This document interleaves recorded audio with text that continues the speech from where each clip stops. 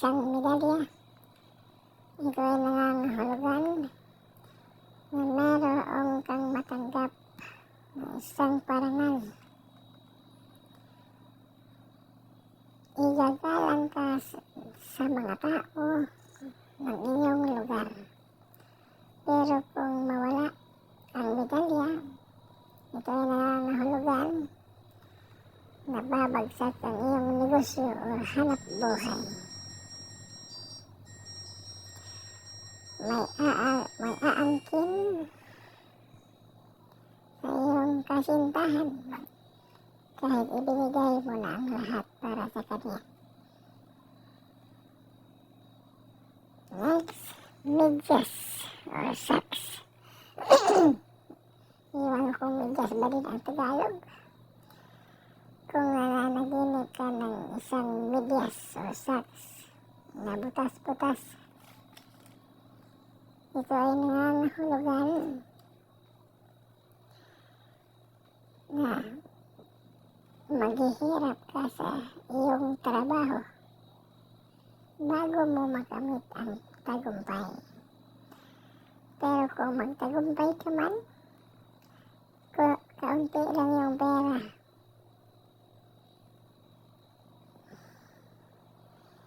Kaunti lang yung pera na maipon mo. Ang hulugan din ito na magkakalabuan ang mga magkasing irog. Kung ang medyas na iyong isampay, magkaroon ka ng maraming kaibigan, pero wala kang makukuhang pera sa kanila. Magkaroon ka ng kasintahan o nobyo na wala ring pera. Pero kung isusuot mo ang medyas or socks, magsisimula ka na sa pagkilos para sa iyong mga pangarap sa buhay.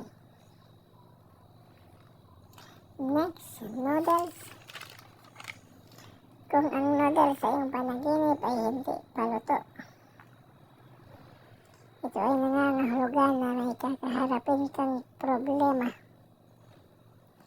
Pero kung ang noodles na iyong napanaginipan ay luto na at masarap sa iyong pagtikim, magkaroon ka ng kaginhawaan sa pamumuhay at liligaya ka sa iyong pag-ibig. Next, patay o sa Bisaya, minatay or dead body. Kung ito ay iyong napanaginipan ng isang patay na hindi pa nakasilid sa kabaong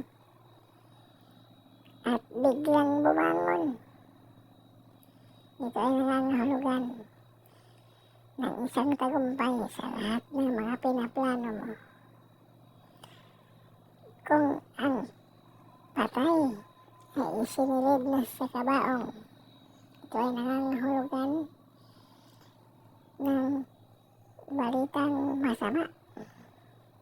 Karamihan ay malungkot na balita kung saan nakapunta yung uluhan ng kabaong.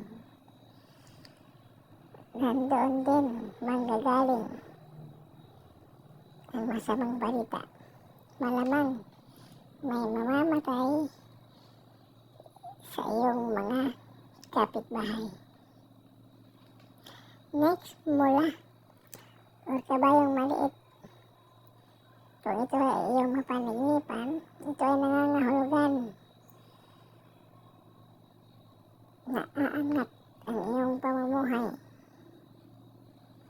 Pero kung sisipain ka ng kabayong maliit, ito ay nangangahulugan na tatalikuran ka ng iyong kasintahan or nobyo. Next, manika. Mag-ingat sa mga scammers, mga manluloko. Kung ang dalaga ay mananaginip ng isang manika, siya ay magkaroon ng kasintahan na hindi tapat. So mag-ingat. Next, kulambo o sa Bisaya, moskitero. Kung mananaginip ka ng isang kulambo, ito ay nangangahulugan na iyong malutas ang iyong mga suliranin o problema. Pero kung may lamok sa loob ng kulambo, may masamang balita na darating.